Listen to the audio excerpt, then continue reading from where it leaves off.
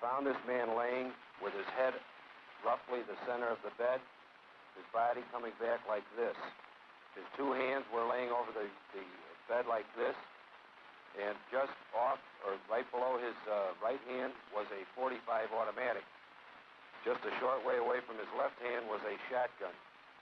I didn't know if he was, how bad he was injured, so I grabbed him by the left wrist, and I pulled him out onto the door, which had been used as a barricade. I then backed off again.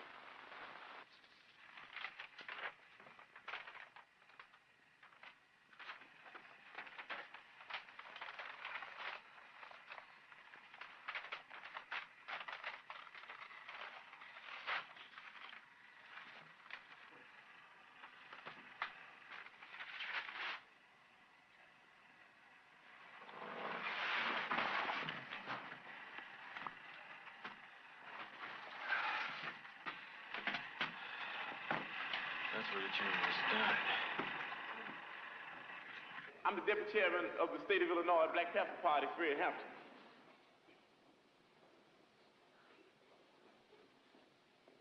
I have the pleasure now to introduce who I believe is one of the baddest motherfuckers in the world. A man that did something that a lot of us ought to be very glad that he did. He was a part of making the only party which exists in the United States today that represents the people. As a matter of fact, he was one half. Him and Huey P. Newton started out in 1966. Sometimes I think where some of us were in 1966. I think what we would have said if we'd heard about some niggas going out in the street talking about carrying some guns, fighting all them policemen because we didn't know they was pigs out there in the streets. And I think I'm speaking for the whole party of the state of Illinois. I know I am. When I say that we love Huey P. Newton, we love Elridge Cleaver, we love Bobby Hutton, we love the Black Panther Party, and we love Chairman Bobby Seale. We love them because they were the first ones that took a stand against capitalism and racism and said that we'll fight it till the end. We said we join the line somewhere, motherfucker. If you try to pass us, we'll blow your brains out. They were the first ones that came through with the program that was initiated for the benefit of the people. All those things that I named, the reasons why we love them are reasons that make it beneficial to us. But let me simply say when I'm introducing Brother Bobby that we love him because it's lovely to love. Chairman Bobby Seale.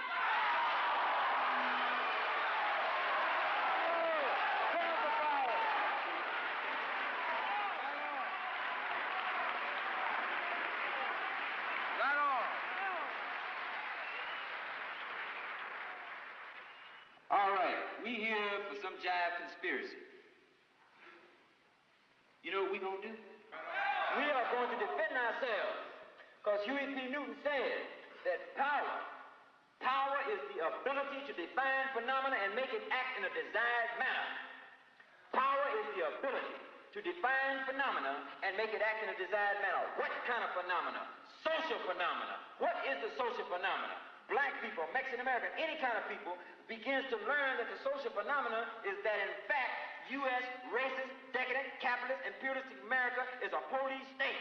That a police state exists here, that these pigs are doing nothing but protecting the avaricious businessman and the demagogic politician, protecting the exploitative system that they got going.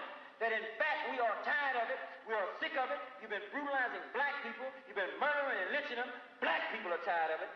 Black people are vanguarding this revolution all of a sudden, and it's phenomenally correct also. But we are concerned with that social phenomena. We are concerned with that exploitation. We are concerned with the oppression that black people and all other peoples in the world who are suffering the same common oppression that we are suffering today. The thing is that we have the ability to define it. So, if we have the ability to define it, the only next thing to do is get organized. Get organized.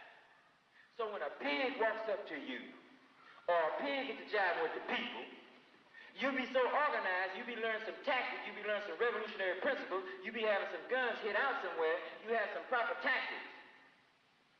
That when the pig gets to jiving with you, the pig gets wrong, you whoop your guns out on him, blow him away, and then you have the ability, in fact, you have made that pig act in a desired manner.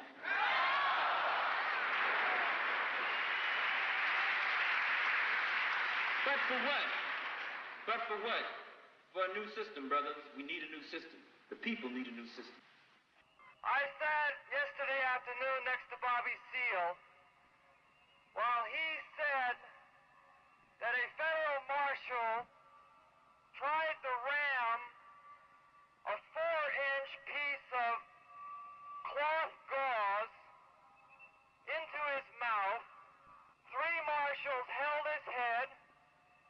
1 marshal held his nose so that he couldn't breathe. And the 5th marshal attempted to press against his mouth with all his weight this gauze that ultimately resulted in Bobby bleeding profusely around the mouth and the lips as they tried to jam this piece of object into his mouth to silence him. I'm so thirsty for revolution. I'm so crazy about the people. We're going to stand together. We're going to have a black army, a Mexican-American army, an alliance and solidarity. We're going to have some progressive whites, all of us. And we're going to march on this pig power structure, and we're going to say, stick 'em up, motherfucker. We come for what's ours. Up against the wall. Power to the people. Thanks, brother.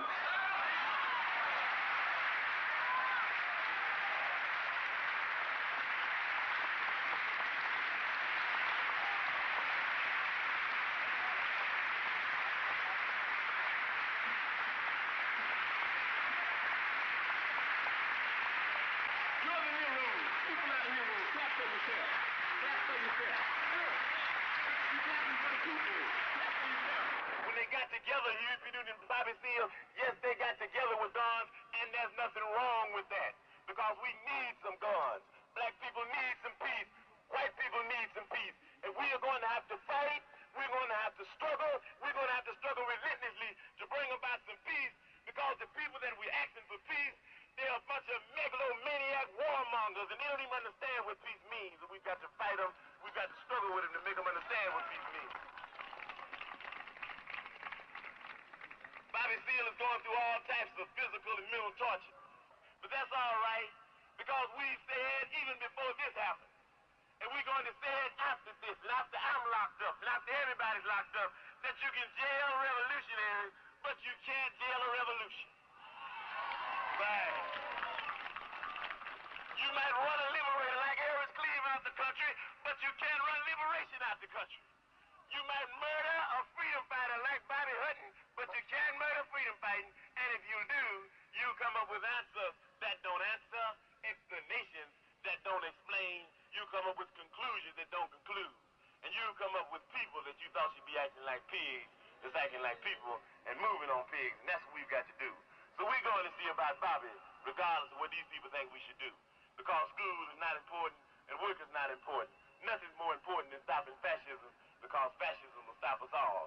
We're going to see about Bobby because Bobby came and saw about us.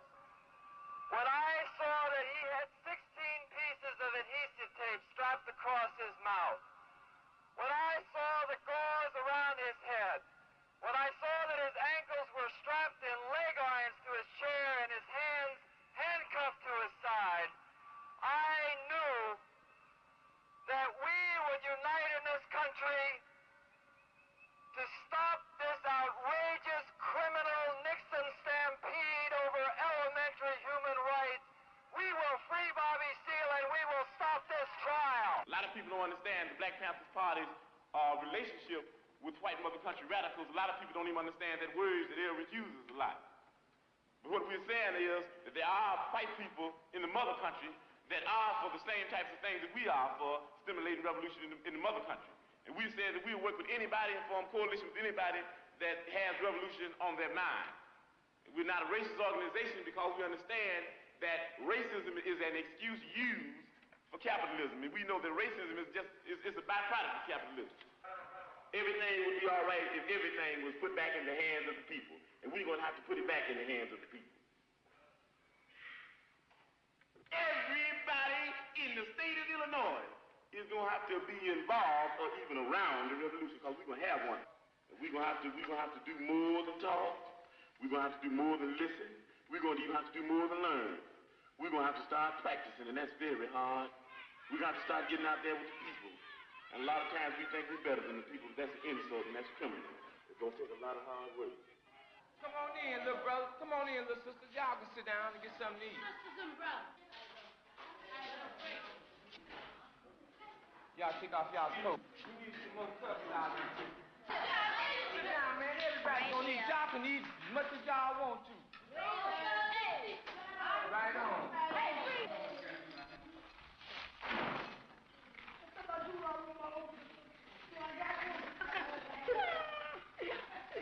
Who want a plate? You want cereal? Who all want cereal? 1, 2. Who wants cereal? Raise their hand. Who? Anybody want some milk? All right. Whose milk is this over here? Well, drink it.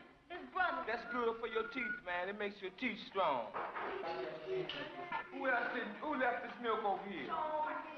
Huh? That's what the Breakfast Children program is. A lot of people think it's charity, but what does it do? It takes the people from a stage to another stage to another stage, and any program that's revolutionary is an advanced program. Revolution is change, honey, and they just keep on changing. That's what we do. We take the people in there and take them through those changes, and before you know it, they are in fact not only knowing what socialism is, they don't even have to know what it is. They're endorsing and they're participating and they're observing and they're supporting socialism. Oh, you finna go to school now? All right. Right on. All power to the people. That's the people thing. Socialism is the people. You're afraid of yourself. If you're afraid of socialism, you're afraid of yourself.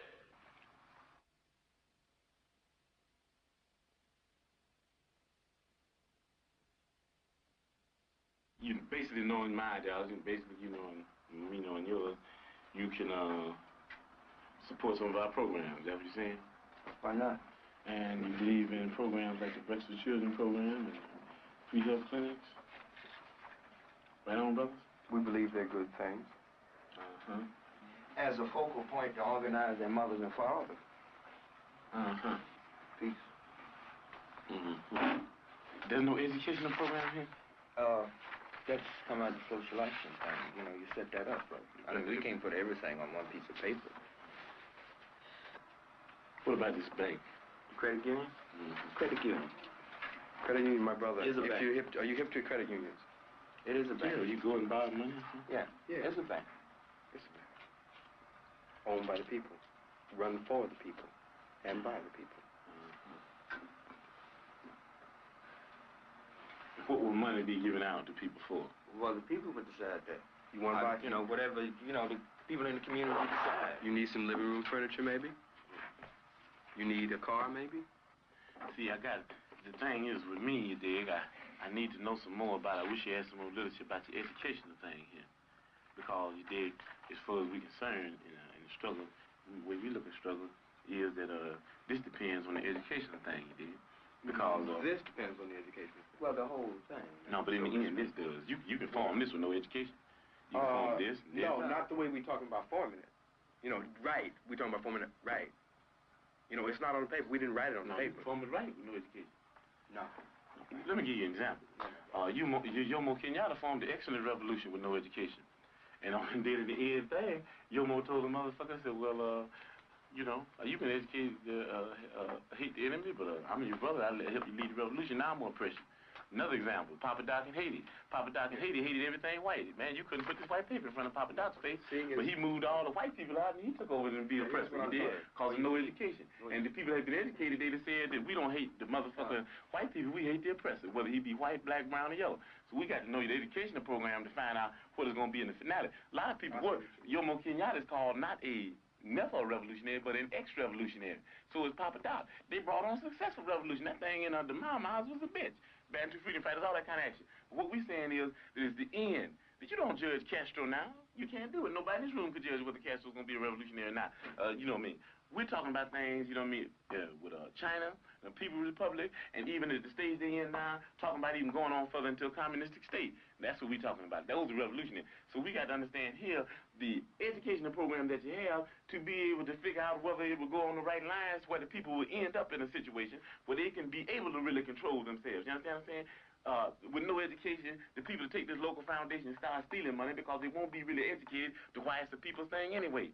You understand what I'm saying? With no education, you have neo-colonialism instead of colonialism, like you got in Africa now, like you got in Haiti. So what we're talking about is there has to be an educational program. That's very important. As a matter of fact, it's so important for us that a person has to go through 6 weeks of our political education before he can consider himself a member of the party, able to even run down ideology for the party. Why? Because if they don't have an education, then they're nowhere. You dig what I'm saying? They're nowhere because they don't even know why they're doing what they're doing. You might get people caught up in the emotionalist movement. You understand me? You might get them caught up in because they're poor and they want something. And then if they're not educated, they want more. And before you know it, they'll be capitalists. And before you know it, we have Negro imperialists. Yeah, you see, brother, the reason we don't do a lot of talking because what you say is a foregone conclusion with us. Yeah, well, see, brother, the reason I do a lot of talking is because there's no foregone conclusion with me. Who are they programs geared towards? You got Black Easter, you got Black Christmas, you got Black Round All Day, you got Black April Fool. Ain't geared toward nobody but black businessmen. And I say that anybody that comes into our community and says in any type of situation that does not meet the needs of the masses, then I, Chairman President of the Black Panther Party, says that I catch that nigga by his collar neck and beat him to death with a Black Panther paper. We not doing it.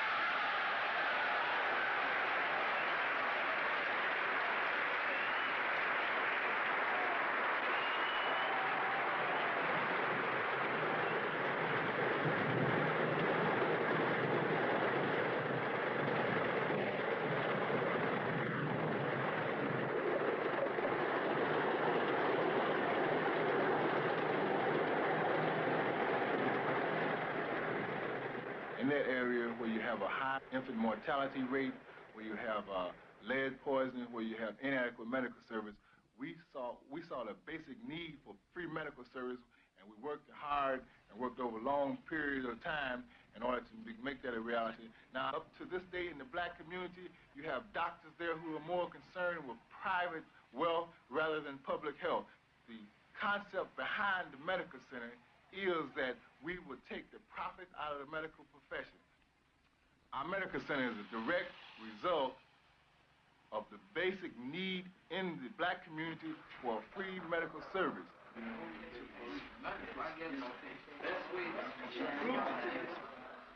You had this done about 3 days ago, you said? This is not the burned hand. This is another burn. Oh, okay.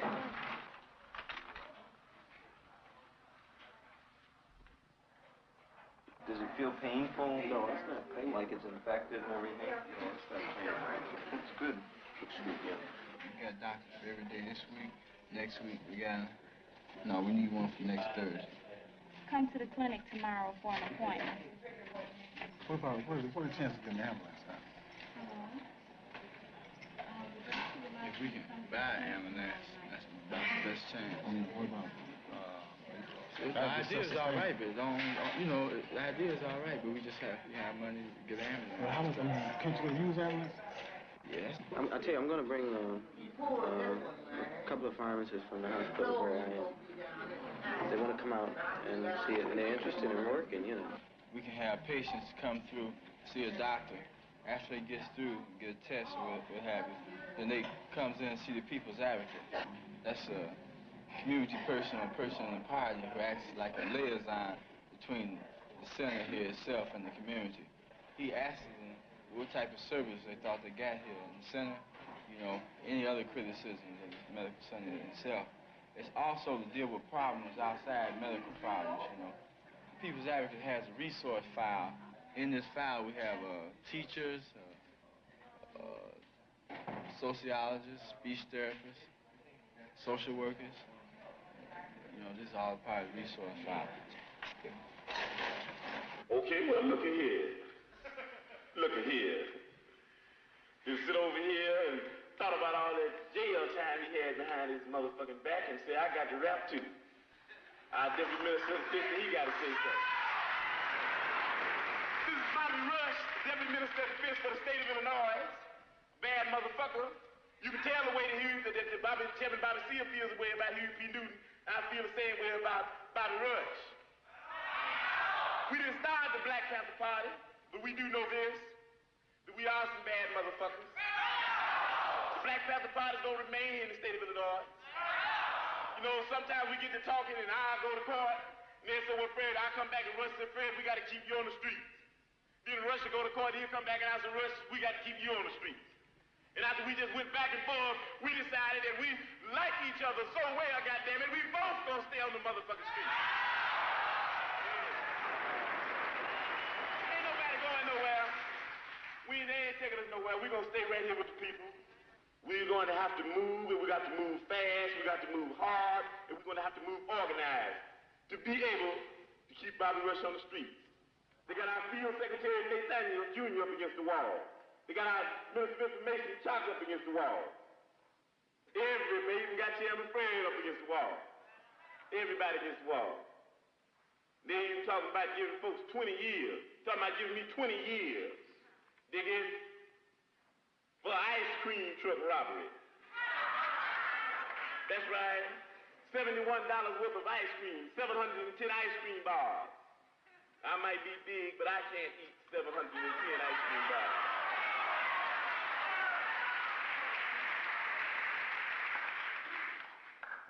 But even though they tried to give me all that bad publicity, they still came out in the end showing the true nature of a panther.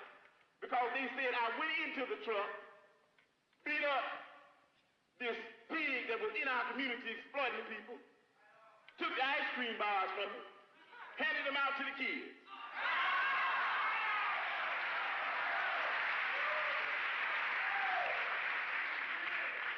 Even though they made me a thief, they made me a Robin Hood type thief. Gave to the people. Here's a man that represents the people. Deputy Minister of Defense for the state of Illinois. Bad motherfucker. A brother of mine, a brother I've been working with a long time ago, continue to work with. I'm gonna eat with him, I'm gonna sleep with him, I'm gonna die with him, I'm gonna live with him, I'm gonna lead with him. Bobby Rush.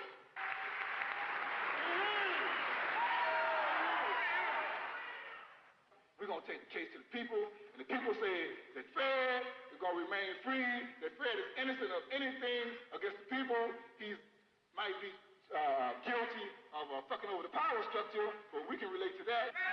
All power to the people, and we're going to move on this power structure, and like Bobby said, we're going to say, get up against the wall, motherfucker, because it's a hold-up, and we came to get what's ours. Thank you.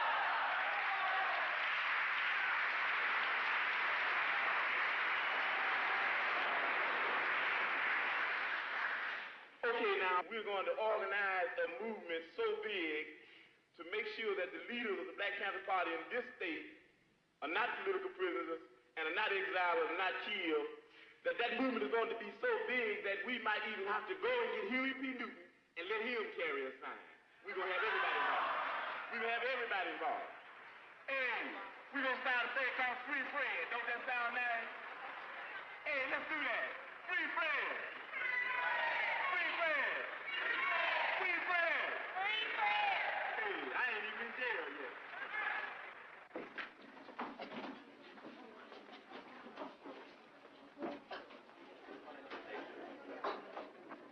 People of Illinois versus Fred Hampton, the Honorable Judge Light presiding. The defense will call this first witness. I'd like for you again to describe to me what happened, if anything, after you and Officer Duff had pulled onto the school ground. Well, I identified you as the person who grabbed me by the throat and held me down in the ice cream stand. We were walking, looking through the crowd, looking for the one who beat him up. And what, if anything, did he say when he saw me? Or what, if anything, did you say to him? Who said something first? He said, "That's him. I'll never forget his face. That's the one." Okay, now when that police car pulled up, what, if anything, happened? Well, one policeman was on the outside of the car, and one was on the inside of the car. Officer Dunn pointed to Fred and said, "That's the man that did it, isn't it?" Mm-hmm. And the ice cream man said, "Yes, I think so." So in other words, the officer pointed out me as being the person who had robbed this man, and in response to that, after that, the ice cream truck driver said, I guess that's the man. That's right. What race were these police? One was white and one was colored. Right on.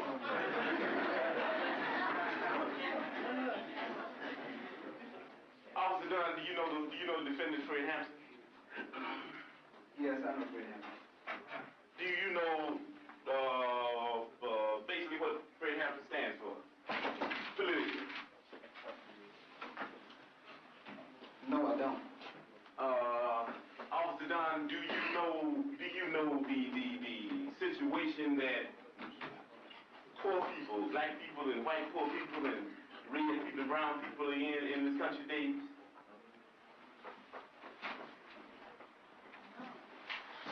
Well, not completely.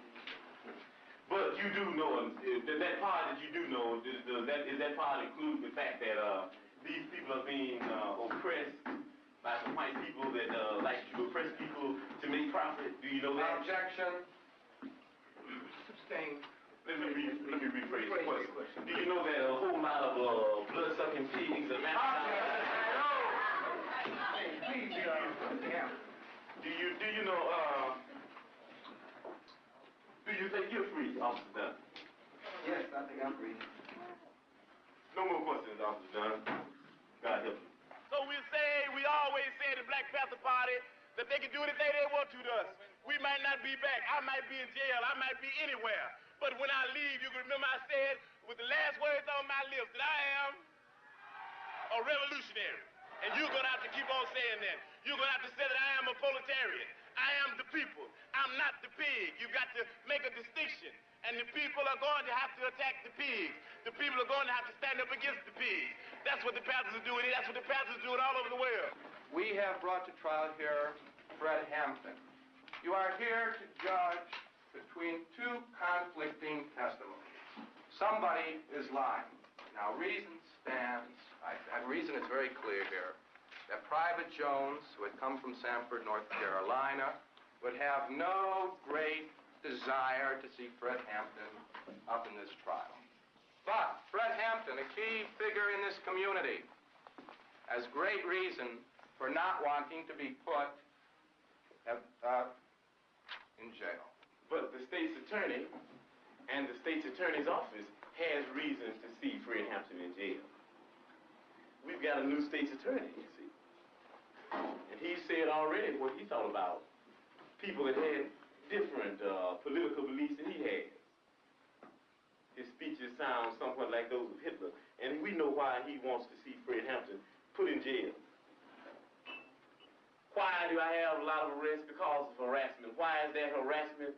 Because the people that harass me have set up a problem that made me disagree with them violently, and they set up this problem in order to exploit me and other people like me. And why they want to get rid of me? Because I'm saying something that might wake up some other exploited people and some other oppressed people, and if all these people ever get together, then these pigs that are exploiting us, we'll be able to run them into the lake. That's why they want to get rid of us. And it's just, it's sort of like a primary thing with me. I'm the first move that they'll make. I'm a part of an organization that will be the first organization they'll move on, because I happen to be a part of an organization, the Black Panther Party, that is the only organization, in fact, that has came out and stood up loud and clear and said that we don't care what anybody says, whether they have guns or not and badges or 18 uniforms. If whenever they step outside the bounds of legality into the bounds of illegality, then we'll blow their brains out if they're bothering the people. And what makes them mad about that?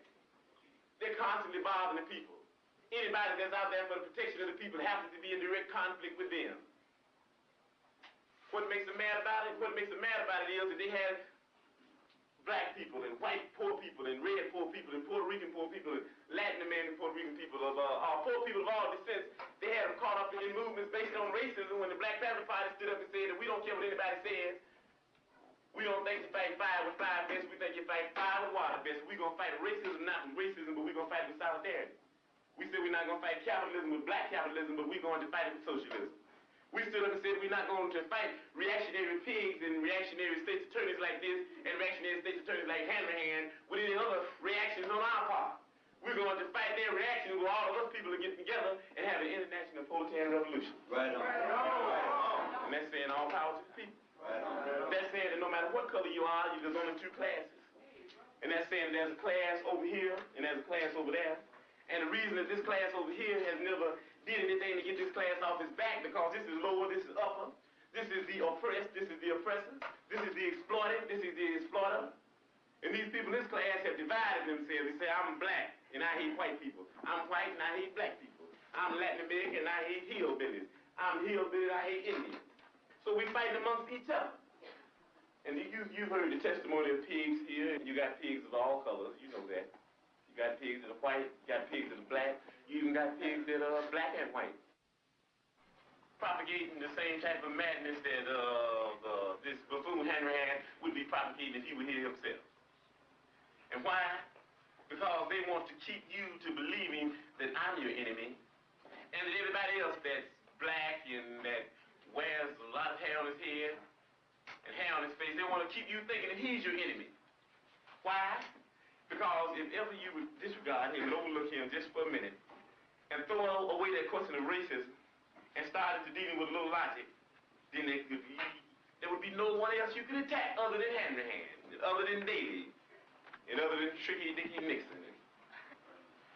If you make the right decision, then the oppressed people of the world will get complete satisfaction. I know you return a verdict of not guilty. Thank you. Today is May 1st. U.E.P. Newton trial is up for appeal today.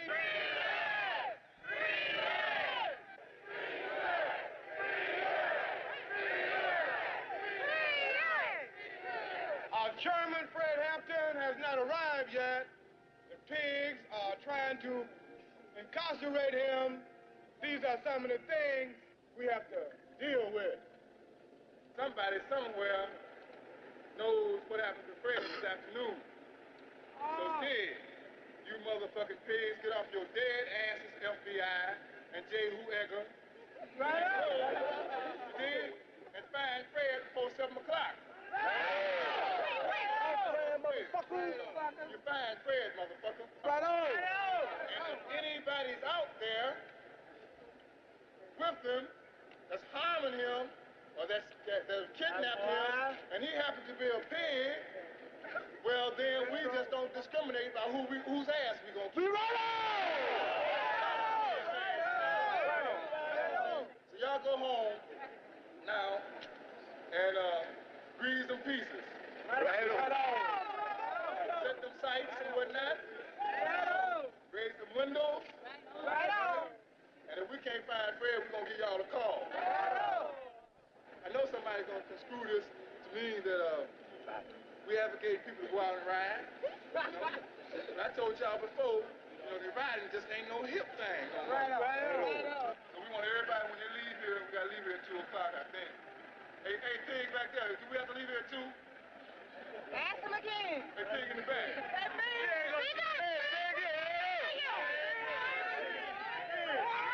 Why don't you talk that cheap pig, that old, decrepit motherfucker. Right on. And ask him if we stay a little while longer. Let's put it on our head.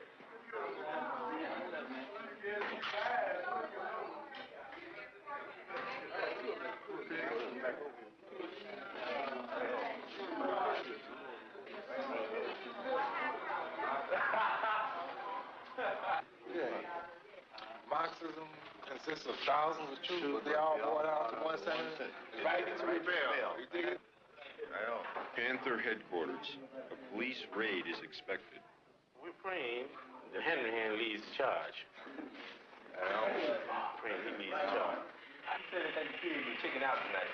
I said I do. Well, we go out there, let's go out there. Yeah, but they'll be here. We don't know what time they'll be here, but we think they'll be here. Your brother's gonna try to blood you out. What's your name? All I know is we got his head. Lucky got on okay.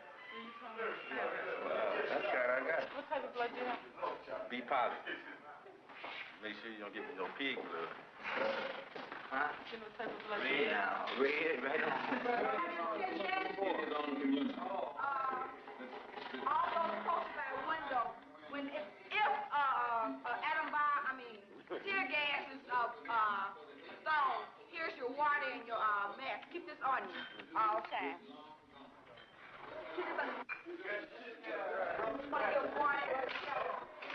You know, I know a lot of people, you know, that hear things like this and see things like this, couldn't understand the motive behind this. Some of us, young people, and you know what I mean, I know a lot of people couldn't understand. See, me myself, you know, I was born in a so-called bourgeois community and had some of the better things you could say of life. And I found that even some of the better things of life for black people wasn't too cool. And I found that it was more people starving than there was people eating.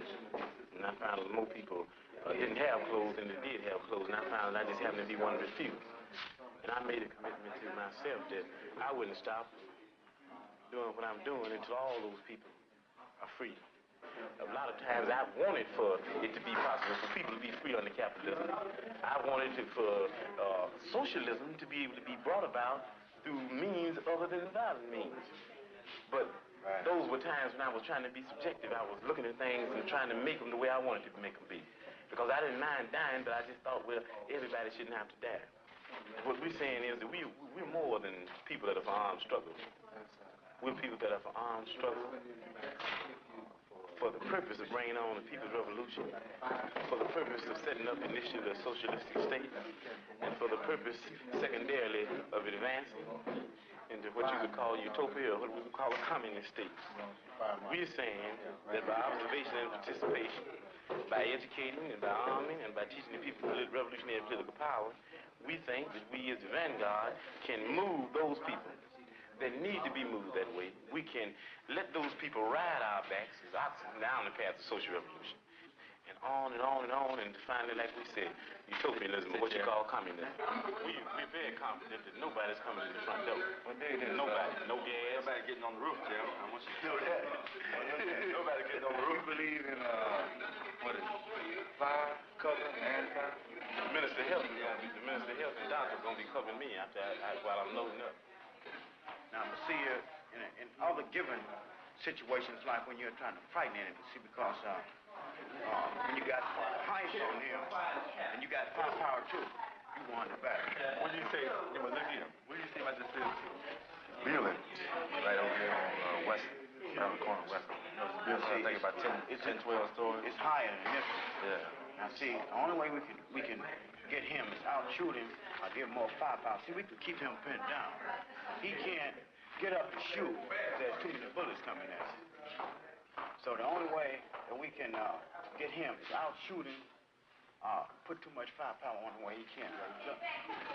Well, therefore, what you're saying is we got to eliminate, just throw that process out of our mind by firing from this bounces like that. No. You just that and a whole lot of semi-automatic and automatic action on him over there, and he ain't got no time to sight nobody. That's right. Just keep it pinned down. Yeah. You know, it might seem sound reaction there on my part, man, but I just wish they would come tonight. Yeah, well, I want them to come. I wish they would. Minister of Defense. I say the people. Why don't you get a military viewpoint of how much chance they got of coming up here? No, it's impossible. That's right. What has Elrich said? There's a difference between 20 million niggas and 20 million niggas armed to the hilt. This is impossible, man. I ain't bullshit. I ain't know. And I didn't realize it, man. Double 07. Yeah, Jack, but see, we put Rush out there and you, and he won't even be able to get up. Two ain't. Hey, we aren't asking for no water. No, but the way I see it, but the way I see it, if pigs try to take this here office, I think the people would have their first people's victory. Wait a minute, who was that? Wait a minute, you? We're drawing the line right here. Pigs will come no further. They are not going to make us retreat. We're going to have somewhere, no matter how far we run, no matter how long we have to run, that when we reach that point, we're going to be able to stop and say, in the voice of hearing we say it is, that, motherfucker, you didn't what you for, you did? Because I got my gun, motherfucker, and you got yours. And if you try to shoot me with your gun, motherfucker, if you try to take my gun, well then I intend to blow your motherfucking brains out. That's what it got to be about. That's what it got to be about.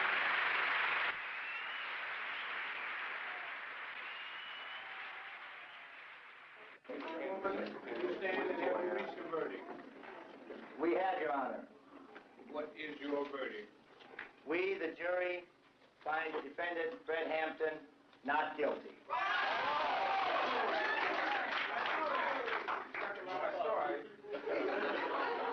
Illinois chapter, Black Panther Party, 2350 West Madison, Chicago, Illinois.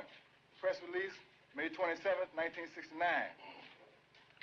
Pig power structure and their lackeys, in another attempt of pig repression, have sentenced Deputy Chairman Fred Hampton to 2 to 5 years in prison. While Chairman Fred is in prison, the police attack Panther headquarters. There are 3 Panthers in the office, 5 policemen are shot. The 3 Panthers are beaten when they run out of ammunition.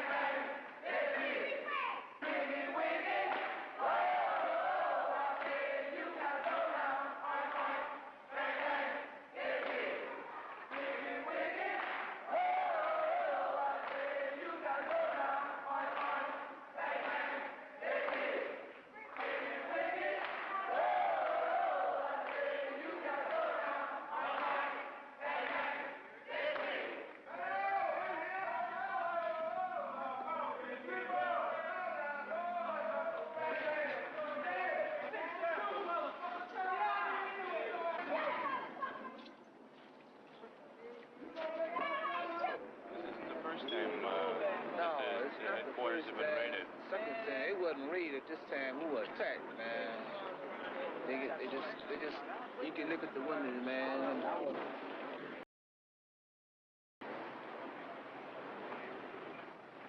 Was there a fire in the, they said after they got the pigs set afire, man. They did it, man. After they got the brothers down, they went back up there and the fire started. Nobody was up there except the police when the fire started. Right. Frank, you want to come? Get a picture of that dude. Yeah, check that door out, man. Mag 5 shotgun.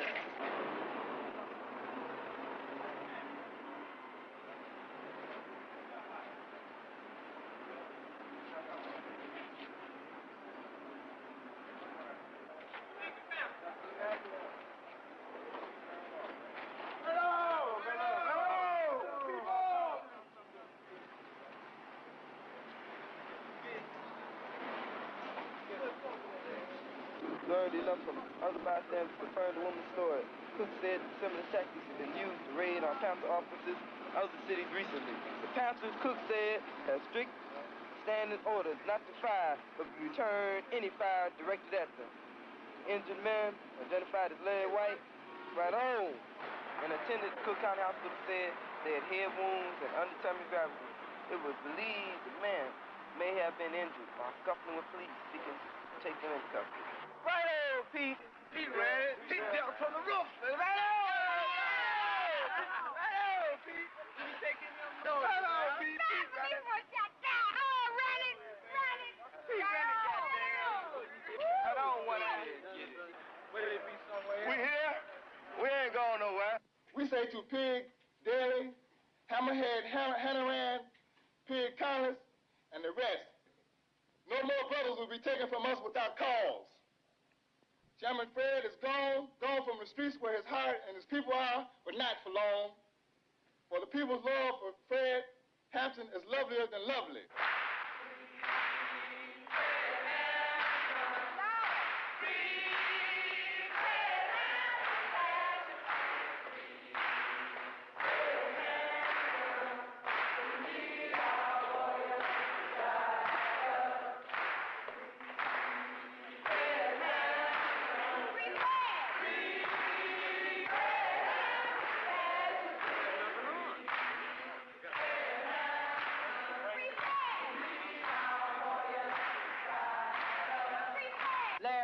when the pigs vamped on the office, the community were all out there. They were in the uproar. They couldn't dig it because they know we are the People's Party. We are working in the interest of the people. You dig it? I like to talk about what we're doing because we're in the Black Panther Party.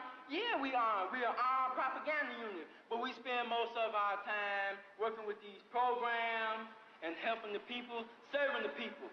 Huey P. Newton, our Minister of Defense, says that the Black Panther Party is an organization like oxen to be ridden by the people down the path of social revolution. You dig it? That's what it's all about. They vamped on our office because of these programs. And we putting these programs out for the people. You dig it? That's what they're for. The programs are the answer the basic needs and desires of the people, to let the people know that the Black Panther Party is concerned about the basic needs and desires of the people, to educate the people to the fundamentals of socialism and to heighten the contradictions. That's what it's all about. And they're going to attack us because we ain't talking about the Black Panther Party is going to overthrow this government. We saying we're going to heighten the contradictions so the people can see the injustices that go on and the people can decide whether the government needs changing or not. People get ready. Revolution come. You don't need no ticket. Just a loaded gun. All you need is a peace and love for the people. You don't need no ticket. Just a loaded gun. I believe. Bread and we must all be free. Learned a lot when I was in prison. I had an educational process, a learning process. Sometimes I started thinking about some of the action that's going to be taken against me and other members of the party, and I said, I don't know why I'm not scared. But you know what I define as being? I define as being a people high. I define as being high off the people. You high? I'm high. You understand what I'm saying? I'm high off the people. Sent me away to the penitentiary, and I went to the penitentiary way down in Menard in the north. I'm thinking, I said, well, I'm way down here in the country. I might can't hear no people. When I got to Menard, I myself, even being in the vanguard, had to get on my knees and learn from the people. I had to put my ear to the ground, and when I put my ear to the ground, I heard a beat. Here's that beat. Always hear the beat for the rest of my life. Feel all right about the beat? Give me a beat now. Come on now. Ain't you high? If you high? Ain't you high? I'm high. I'm high. Oh, I'm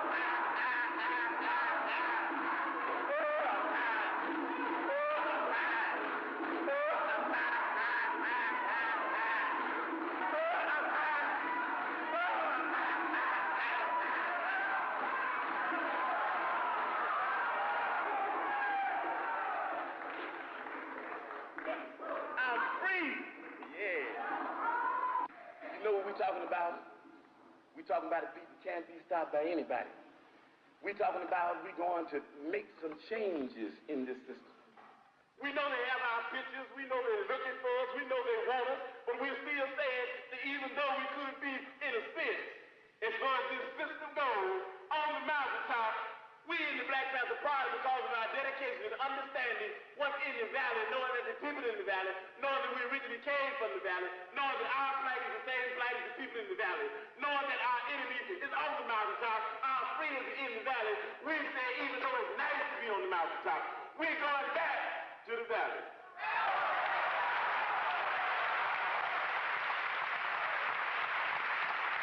I be in the offices every day. I be in the streets propagandizing every day. I be working with everybody every day. I be teaching that solidarity is the thing. The end of a complete wipeout of imperialism is the thing. So if you're going to be thinking about me, that's what Bobby would be teaching.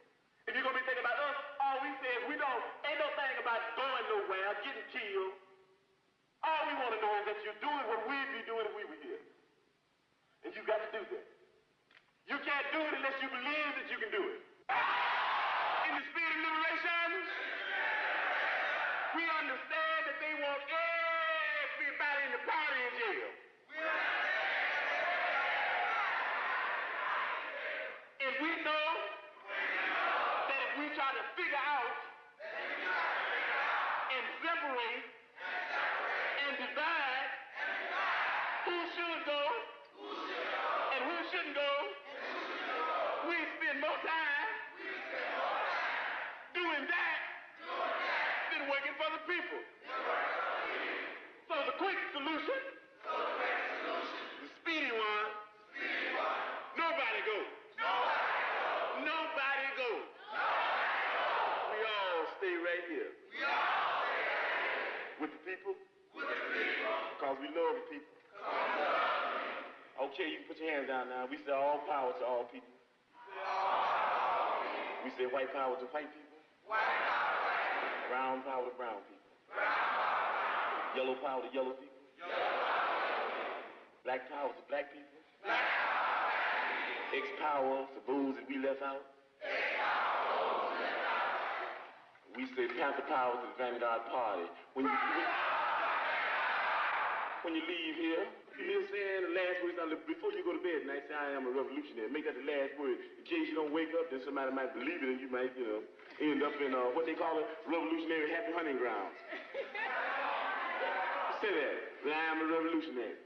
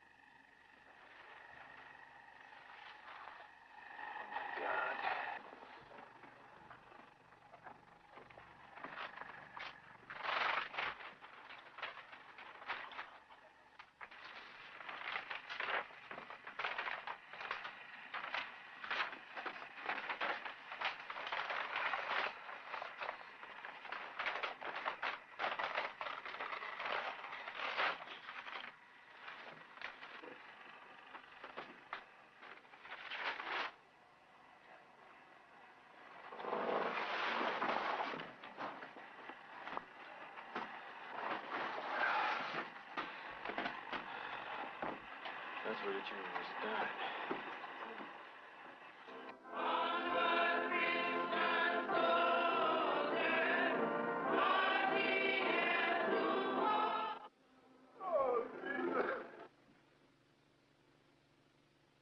We can mourn today but if we understood Fred, if we are dedicated that his life wasn't given in vain, then there won't be no more mournings tomorrow. Then all our sorrow will be turned into action.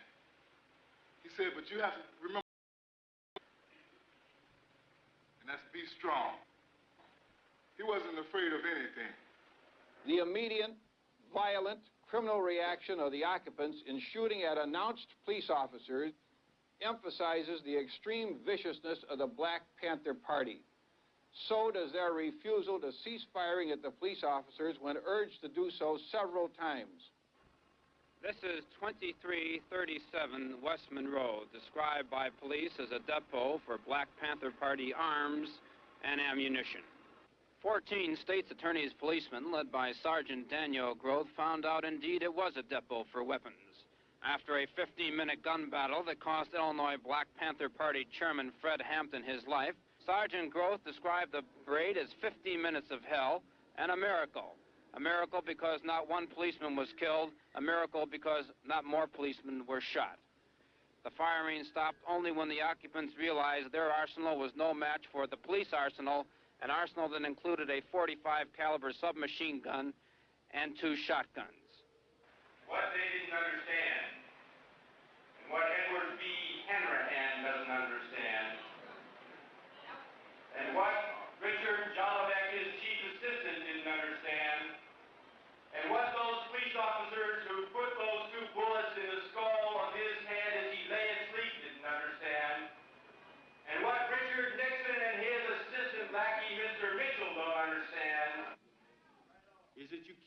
kill Chairman Fred. Right on. What they didn't understand is that anyone who would try to kill him is and shall ever be an enemy of the people.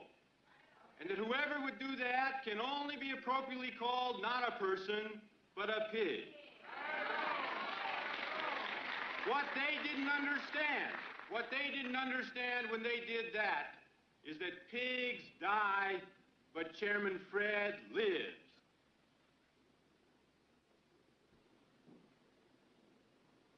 You are the ones who gonna decide for yourselves what happened in that apartment on the morning of December 4th. You're gonna decide whether or not Fred Hampton and Mark Clark were the victims of premeditated murder.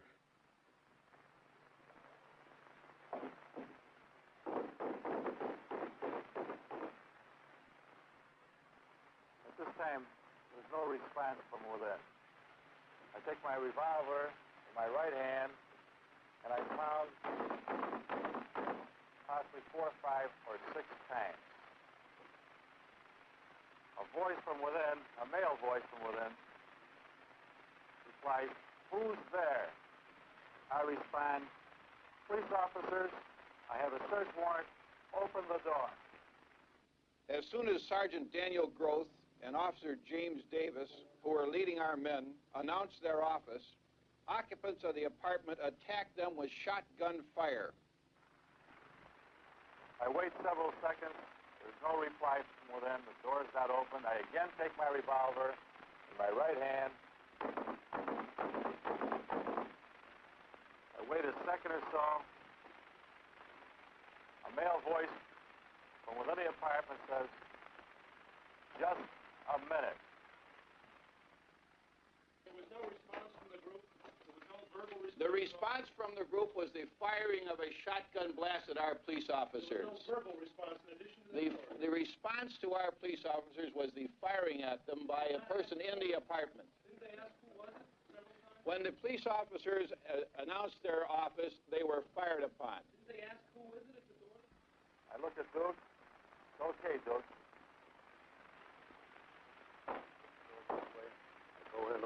Going over to about here, and I hit the door, and I go to the stairs. Duke forces this door here open. Simultaneously with that, we enter. A shot rings out. Duke falls off in this direction. I enter in a semi-erect position. There's a woman lying on the bed with a shotgun, calmly pumping it, pointed in my direction, and fires. The fire illuminates her face. I get a very good look at her. I feel something go over my left shoulder. I then step back here. I look in, get up on my toes, point my revolver, look in again, cover my face, and fire several shots at the girl. I heard a knock on the door. They said policemen told us to open up. And Mark Clark, he said, just a minute. He got up. And next thing I knew, they had busted into the door. They came in shooting. They shot me. They shot Mark Clark. This woman fires a shot, and the illumination apparently illuminates, or Dan shooting illuminates a fellow sitting behind the door in a chair. He's pumping his shotgun. I turn in his direction. I fired 2 shots at him. As the shots apparently hit him, he stands up. I stand up with him. We struggle. He falls down over the chair on the floor with his head facing the corner of the door here in the wall. I fall across his body. This here is the room where the first brother Mark Clark was murdered at. Don't touch nothing, don't move nothing, cause we want to keep everything just the way it is. Don't touch no walls. Please don't. Okay, this here is the door that they said the sister fired through with a shotgun. But if the sister had fired through this door with a shotgun, you could look at the wall out there and see some holes where the pellets had left out there. You can see no signs of a shotgun blast being fired through this door here. Sir, you say your men were fired upon. Witnesses who have seen the apartment say there is no evidence of bullets from the direction where the Panthers supposedly were to be. I said that after our officers announced their purpose and their station several times, they were fired upon from within the room.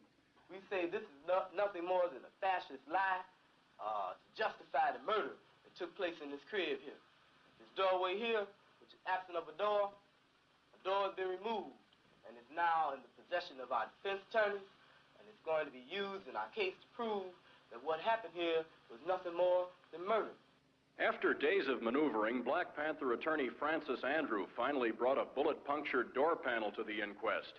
However, a controversy immediately arose as to whether Andrew's panel was the same one that was removed from the Black Panther apartment. This is Andrew's version. Which side is the outside, sir? The outside, you're looking from the inside now. Looking from the inside now? Yes. You look out this side. That's the inside? This is the outside. It looks like the door is splintered on both sides. You see that there is a hole up here, which none of the police in their testimony have mentioned. As a matter of fact, they have denied this hole up here. It shows a bullet coming from the outside to the inside. The hole at the bottom there. The hole at the bottom is a hole that was made while the door was standing wide open. Assistant State's Attorney Nicholas Motherway says Andrew could have gotten the door panel at any lumber yard. Motherway's point was backed up at least in part by a police crime lab technician who examined the door in the Panther apartment the same day as the raid. The technician said, first of all, that there was only one hole in the panel the day he examined it, and second of all, he said that he couldn't be sure the panels were one and the same. This is December 4th, 1969 at 10:54 a.m. My name is Skip Andrew, and I'm at 2337 West Monroe Street, Chicago, Illinois. This door, which is the door entering into the living room, has two holes in it. This one I'm pointing to right here, 10 inches from the edge, and this one down here, 12 inches. The first one I referred to being 25 from the top, and the second one 36 from the top. Now, as you open this, there's also, of course, a knob door in this one. As you open this door, there's blood behind the door. The top hole shows that the bullet was incoming. They fired through the door and hit the brother through the door. The brother fell here. Most of the blood is dried up, but you can see a little bit of it there and a little bit of it on the floor. The brother was shot 4 or 5 times, so after they came through the door, they shot him again to make sure he was dead. Mr. Montgomery, Dr. Constantino testified today that Mark Clark could not have struggled after receiving that shot through the heart. Now, in your mind, does this contradict the testimony of Officer Davis, who described a struggle? Yes, it seems to me that that was a very startling thing. We also learned that the bullet, which was in fact recovered from Mr. Hampton's body, was a bullet fired out of a carbine by Officer Davis. So that indicates also that Officer Davis may well have walked into that back bedroom, contrary to his testimony, and fired a shot into the body of Fred Hampton at one point in time or other. There were 6 of us assigned to the back door. I came up on the back porch. I placed myself to the right of the door. I put my head down enough so I could hear if there was any conversation in the building. I heard people talking in the front, and then I heard a loud shot, sounded like a shotgun. I backed up and kicked the door open. I started in, and before I could get past the threshold, there were 3 shots fired from the rear bedroom. They were directed directly at the back door as I was coming in. I backed out again. Only by the grace of God was one of our, or 2 of our police officers prevented from being killed when they were fired upon as soon as they announced their office and knocking on the door.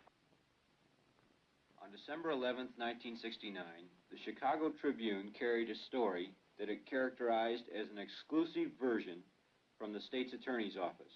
Why was the disclosure made in the Chicago Tribune?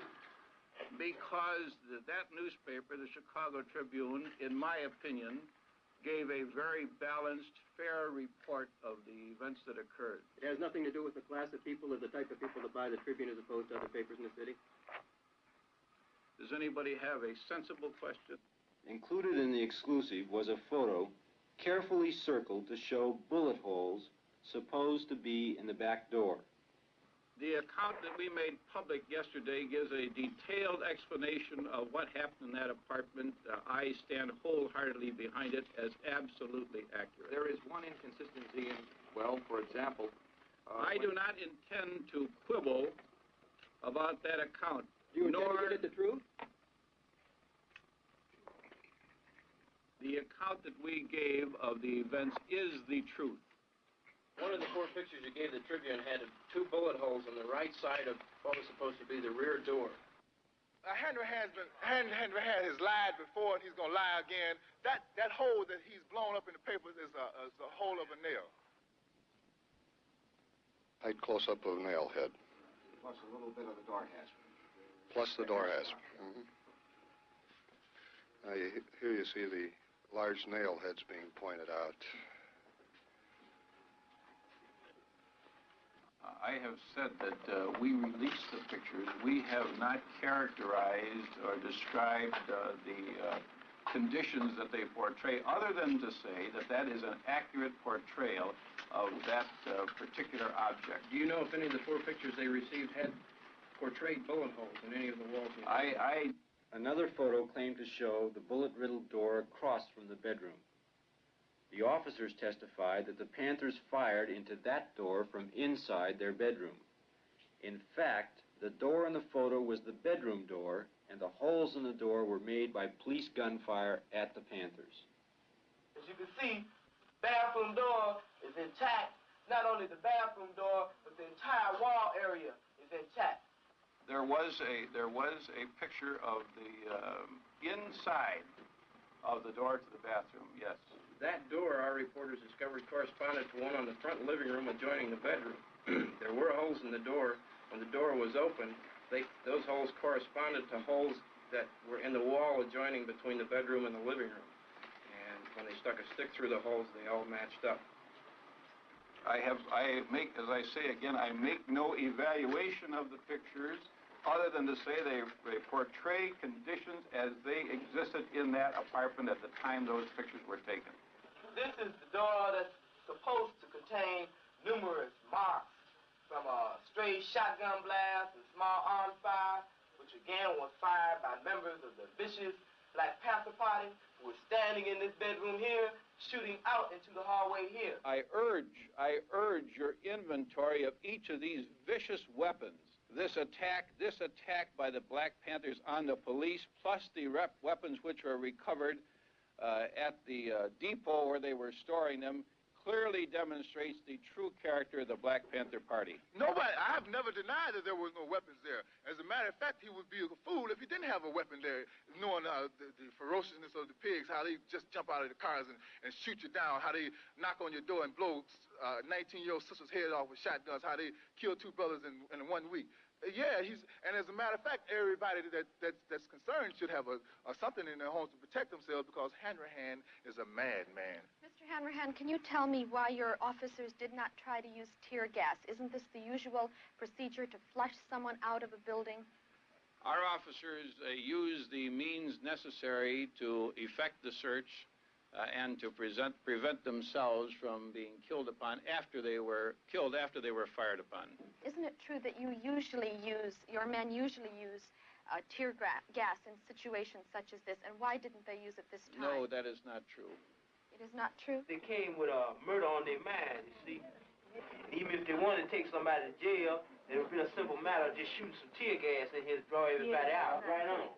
This is where our chairman had his brains blown out, and he lay in his bed, sleeping at 4:30 in the morning.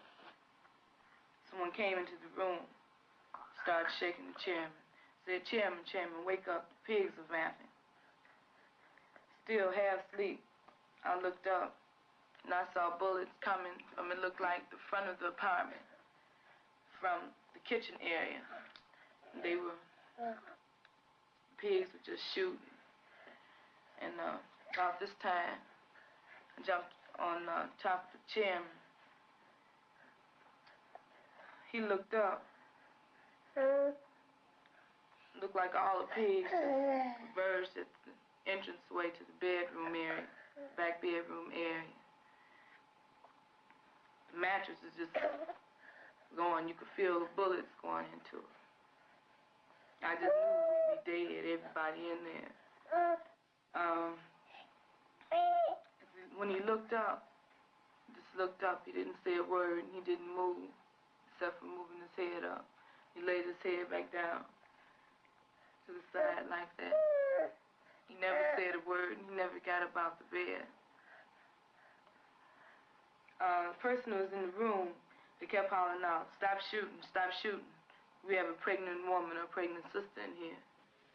At that time, I was 8.5 to 9 months pregnant. My baby was to be delivered in 2 weeks. Pigs kept on shooting. So he kept on hollering out. Finally, they stopped.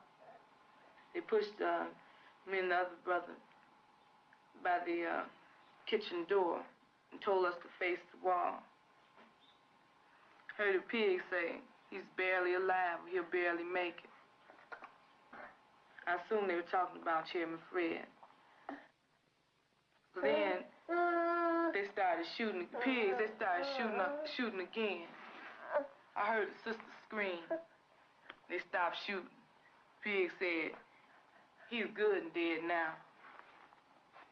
The pigs were running around laughing. They were really happy, you know, talking about Chairman Fred is dead. I never saw Chairman Fred again.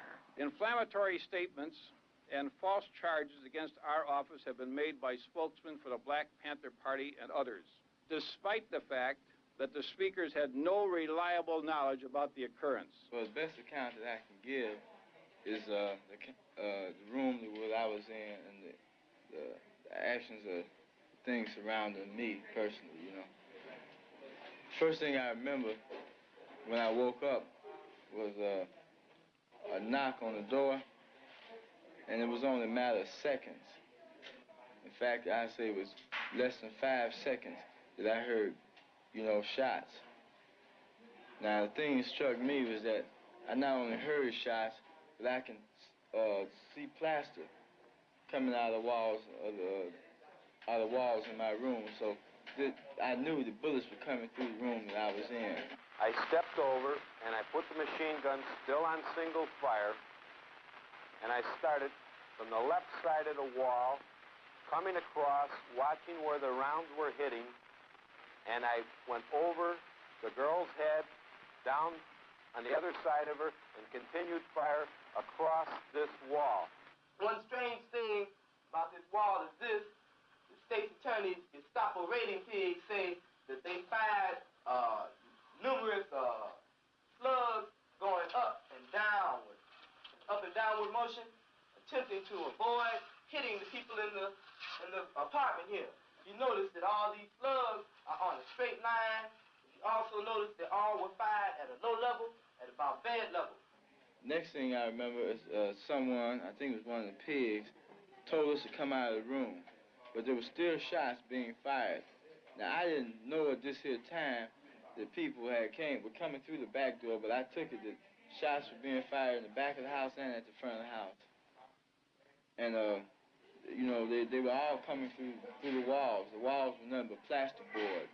And, you know, a bullet come through the front of the house and would go all the way through out the back.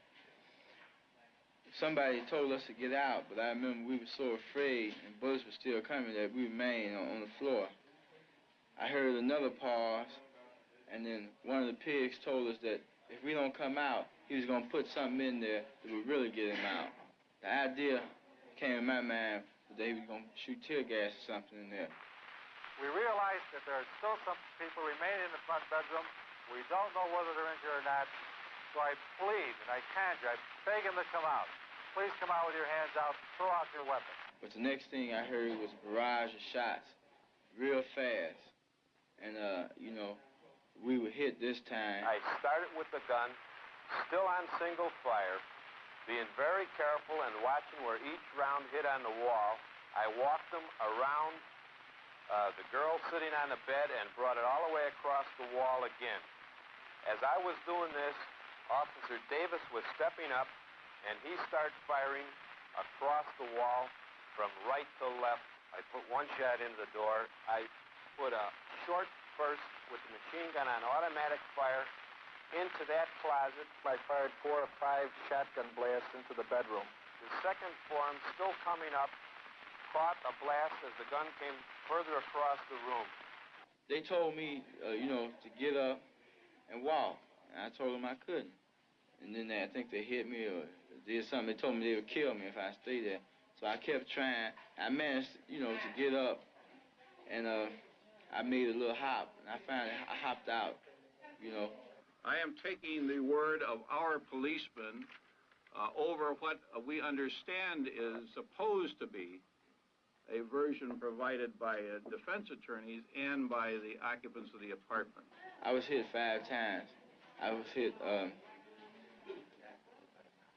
2 times in the stomach, 1 time in the leg, and I was hit, grazed in each hand. Yeah.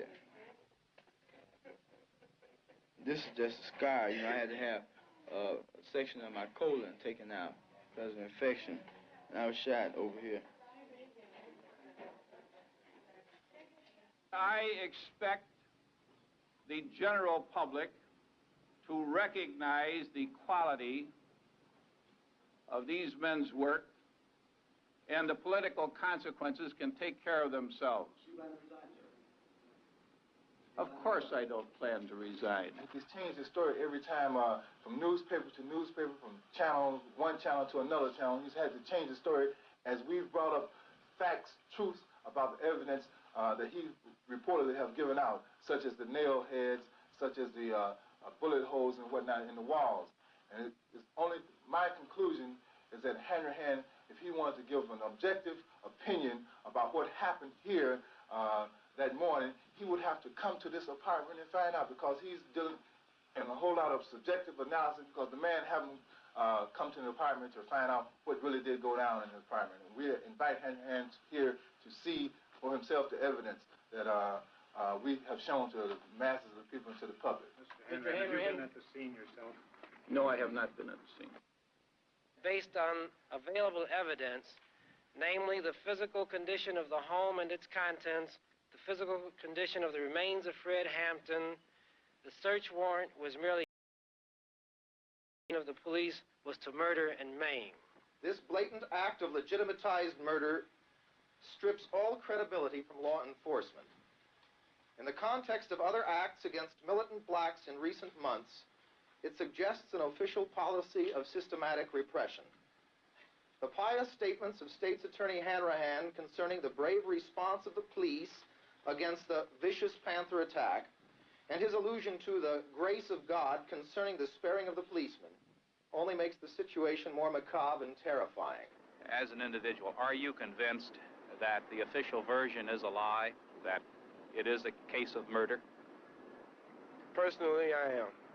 Anyone who went through that apartment and examined the evidence that was remaining there could come to only one conclusion, and that is that Fred Hampton, 21 years old and a member of a militant, well-known militant group, was murdered in his bed, probably as he lay asleep.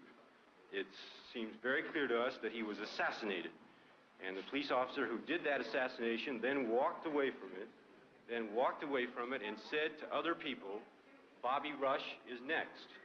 Now, all of you who know Bobby Rush know that he is the Minister of Defense of the Black Panther Party and also one of our clients.